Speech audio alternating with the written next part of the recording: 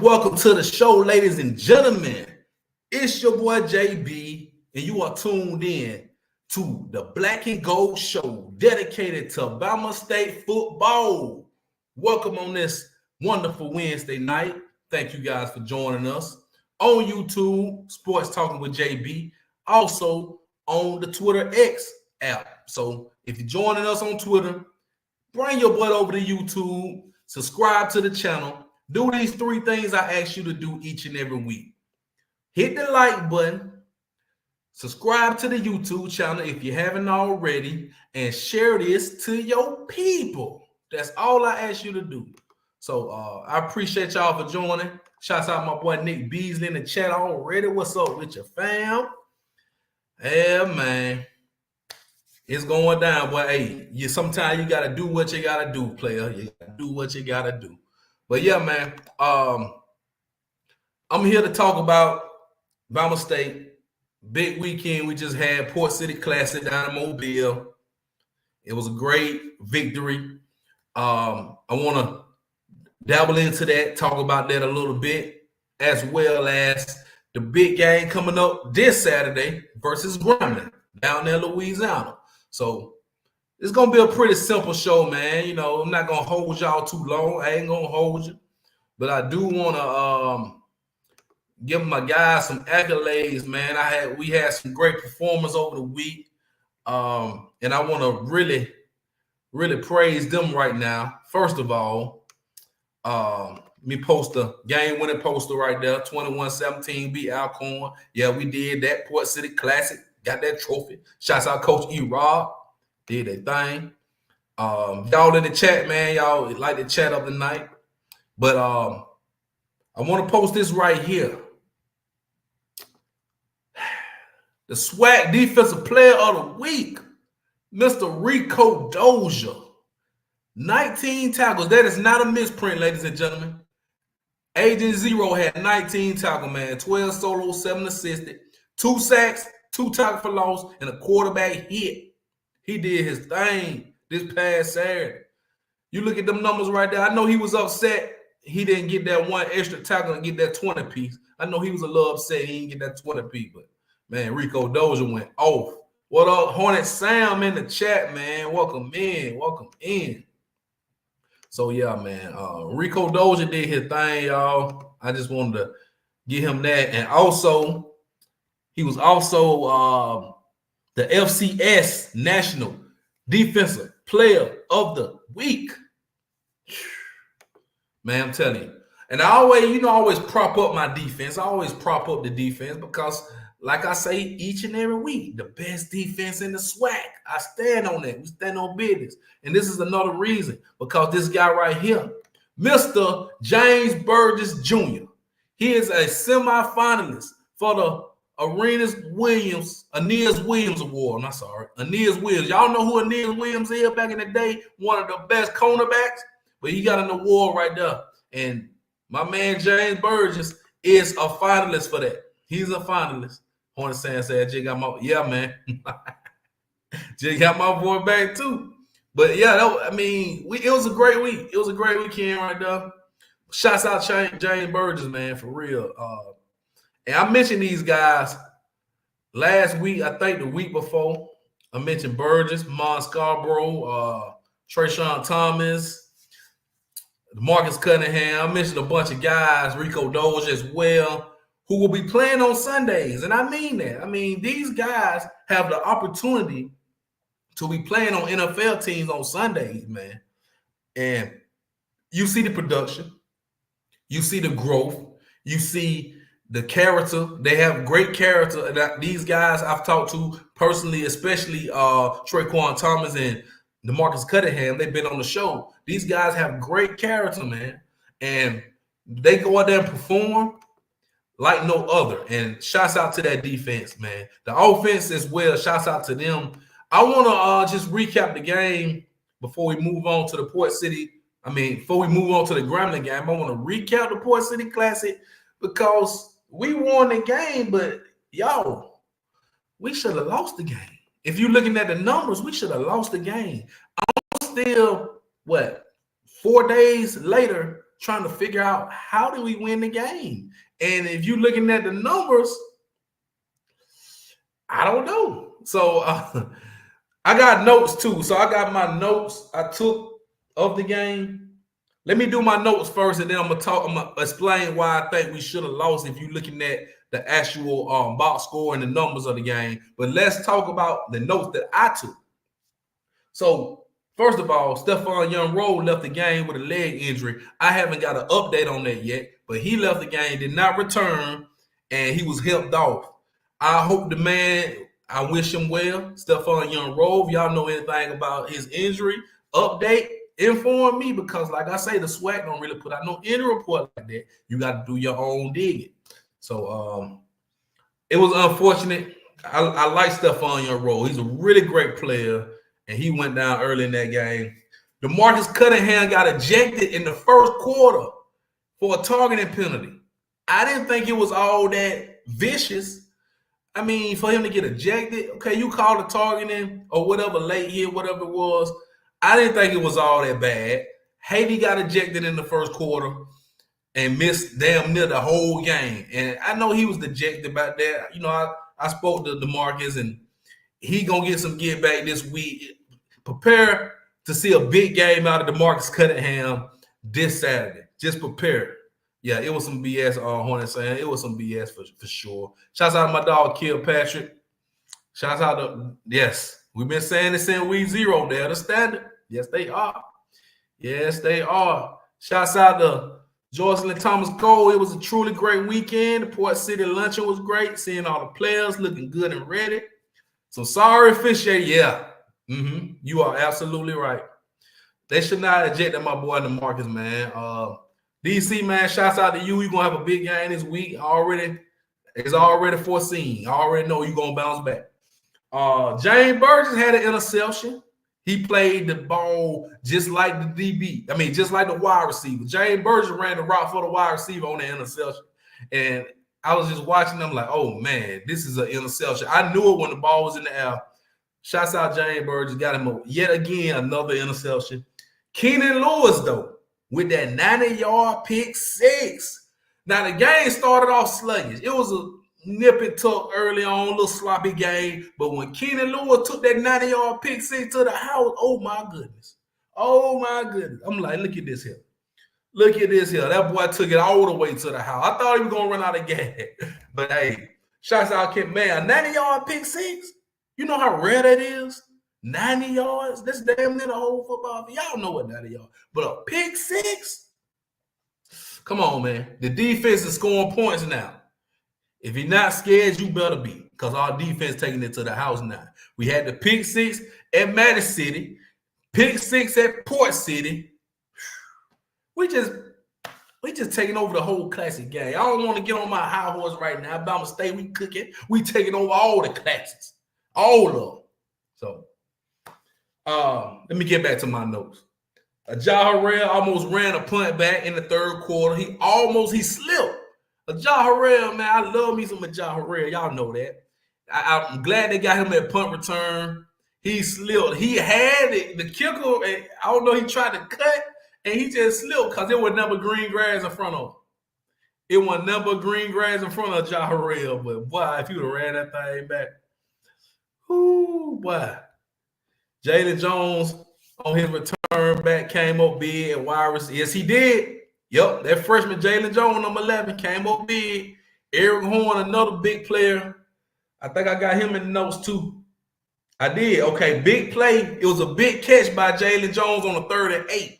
That was a big play in the game. So them guys are stepping up at the wide receiver position and helping out Kareem Key. Tayshawn Sims, he left the game with an injury too.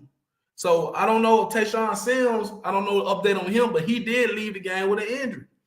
And y'all know he was the MVP of the defense at the Madison City Classic. He had the pick 6 at Madison City Classic. Kareem Key had a big 44-yard touchdown pass to Eric Horn late in the third quarter. They had Kareem Key a little bottled up early on in the game. He got loose, started making some plays, but that big touchdown pass to Eric Horn, he put it right on the money. Right what all Horn had to do was this right here, catch the ball just like that. I mean, big play. We got big play capability now with this Bama State offense. Big play capability. We did not have this early on. We cooking. We cooking with fish grease right now, y'all. What I didn't like, we got a punt block. Alcorn blocked the punt that led to a touchdown early on in the fourth quarter. We can't be getting no punt block. Special teams, like Coach Eddie says, special teams got to be special. Y'all getting punts blocked, that's not special. Gotta fix that. So y'all gotta fix that right there. We can't be getting no punts blocked in crucial situation right there, giving up points to the other team. We can't do that. So that's one big no-no that I saw. I already talked about the big catch by Jalen. The touchdown run by Marcus Harris, man. On 4th and 1, he went for 19 yards. Put Bama State up 21-17. That was really the last score of the game because we won the game 21-17.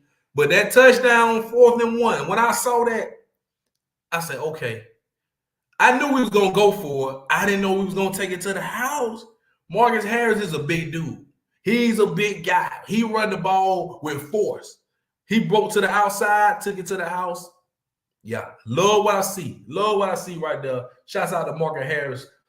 Traquan Thomas, number 11. He was after the quarterback all day long, applying that pressure. Traquan Thomas was in the backfield. He was there. If he wasn't sacking the quarterback, he was getting there. He was applying that pressure. And that's what I love to see. That's what the NFL scouts love to see. That's why I keep saying Traquan is going to be playing on Sunday because he know how to apply that pressure like no other. One of the best defensive players in the SWAC, ladies and gentlemen, number 11, Traquan Thomas. Give it up to him. Big number 99, Elijah Elmore was a force on the defensive line. He stood out to me. I kept seeing big boy, number 99. I said, who is that? I had Elijah Elmore. He from, I think, Wetumpka, I believe. Man, listen here. Did his job. Called him TT, yeah. That's that boy. That's that boy. That D-line is elite. The D-line is elite, man. I love the defense. I love the defense. Rico Doja, I already mentioned, had 19 tackles. I feel like Rico stepped up even more when DC got ejected early on in the game. Rico said, okay, let me get some of DC tackle then. They just sent my boy back to the locker room. Let me get some of these tackles. And Rico had 19. I wish he would have got one more to get that 20-piece. I wish he would have got one more. But those were my notes, man. Those were my notes for the game. The Port City Classic. We did our thing. But I want to do this right here before I move on and talk about the Grambling game. I'm going to tell you why I thought we should have lost. If you look at the number, I'm going to post this. I don't know if y'all can see it. But I'm going to read it off. Well, I can see it because it looks small to me. I don't know if y'all can see it really good, but let me read off. This is like the stats from the game. So they pretty much beat us in all the statistical categories except the score. They had more first down than we had. They had 22 first downs. We only had 12. The third down efficiency was good. They were 7 for 18. We were 3 for 13. Total yards. They had damn near 200 more total yards than we had. Alcorn had 432 total yards. We had 242. Passing yards, damn near doubled us on that. Rushing yards, they had 181 yards rushing. We only had 97 yards rushing, y'all. Time of possession, they beat us on that. They beat us in everything. Rushing attempts. Pretty much everything you can see is where they beat us except the score. And they threw 2 interceptions. We did not throw 2 interceptions, but they did. But I'm saying all that to say this. We can't do that against a really, really good team. Alcorn has struggled this year. We can't do that playing Jackson State. We can't do that playing Jackson State. I don't want to look ahead, but if you're looking at the calendar, what's the day? The 6th. We play Jackson State on the 16th. We got them at home, though, but we play Jackson State on the 16th. We got to go on the road this Saturday. I'm going to tell you why this is a trap game for us in a minute. But if you let a team outgain you by almost 200 yards, you let them win the time of possession, you let them get more first downs, better on third down conversions like that, 9 times out of 10, you're going to lose the game. But we win the game because of we got turnovers, we got 2 interceptions. The pick 6 made the difference. Think about this. We win the game by 4 points. The pick 6. They did it. We only scored 2 offensive touchdowns. The pick 6 did it. When the stats are against you like that, you're an underdog. That's why a win is a win, 1 game at a time. Love it. I absolutely love it. You got to go 1 game at a time. You just got to win. Sometimes, you know what I'm saying, you can only do so much. You can't look at the game before. You got to look at the game right there. I'm just talking about this because I wanted to get it off my chest. I want to let y'all know that if you come down there playing, any team could beat you. Any given Saturday, you could be beat. It don't matter if the team is 1-7. We saw Bethune-Cookman beat they just beat Grambling. Bethune-Cookman just beat Grambling. Grambling struggling this year. Bethune-Cookman been struggling. Hell, Mississippi Bama State, terrible. Boy, I'm just telling you, anybody can be beat. Bama State, we got a little momentum going on right now, coming off that classic win, this Port City classic win as well. Now we got to go on the road. Let me maneuver into the Bama State versus Grambling preview. Now we got to go down there. This big road game, big test right here. This Saturday. Let me pull up. I think the game time is at 2:00. If I'm not mistaken, play at 2:00. Yep, we do. ESPN Plus, if you want to watch the game, want to check it out. This is the game to where we cannot overlook Grambling. We can't overlook them. We have to come in with that mindset. Let's take care of business. And, we got injuries, so it's got to be next man up. Whoever can get the job done, fill in for the guys that's injured. You have to make those adjustments on the fly, but you got to keep going. You got to keep pushing. You can't be thinking about Jackson State. That's why I say this is a trap game, because I want to talk about Grambling real quick. And you guys will probably agree with me that this is a certified trap game, because everybody is talking about Bama State, Jackson State, the big game. Whoever win the game will be in the clubhouse, the leader of the SWAC East and all that. Everybody talking all that noise about it. We want to hear that this week. We want to hear nothing but Bama State Grambling this week. That's all we want to hear. Yep, the real ASU did what they had to do. Security. Yep, that was the battle of the ASU, the real ASU. Alcorn State, Alabama State. We are the real ASU, ladies and gentlemen. Yes, we are. Yeah, we are. Okay. Grambling Tigers, coached by Mickey Joseph. They are 4-5 on the season. I want to look at their season right now, man. I'm going to go back and look at some of the games that they won and lost. They lost to Louisiana, Raging Cajuns, 40-10. That was the first game of the season they lost. They beat Tuskegee early on, 37-20. Beat Texas A&M Commerce in overtime, 35-28. They beat Jackson State. There was a major upset early on in the season. If y'all remember back, fourth game of the year, September, they beat Jackson State 41-20. It's not the same team. Miles Crawley is hurt. We'll talk about that in a minute. But they snuck up on Jackson State and beat them. Lost to PV Y'all remember that? In the 5 overtime game, 36-34, they lost to Fairview. Lost to Alcorn, 17-15. You see these close games, they lost. They beat Arkansas Pine Bluff, 31-21. Then they got 2 losses in a row. They lost to Texas Southern, 24-17. And they just lost to Bethune-Cookman last week, 24-21. So, I mean, the last 2 games were on the road. They just lost those 2 close games on the road right there. Now they're going back home. Trap game for sure. Many predicted Grambling as a loss even before the season. Yeah. Yep. So, but like I mentioned, Miles Crawley, senior quarterback, formerly of Alabama State. He was an Alabama State quarterback at the time. Last year, he was one of the best players in the SWAC. He's injured, and apparently he's out for another week or 2. I had to do a little research. He got hurt in the Texas Southern game. He did not play last week. They have a true freshman quarterback, Dale J. Bailey from Mississippi. I actually watched the highlights of that game last week against Bethune-Cookman because I wanted to see what they were working with. I wasn't very impressed. The defense was okay, but I wasn't very impressed with the offense.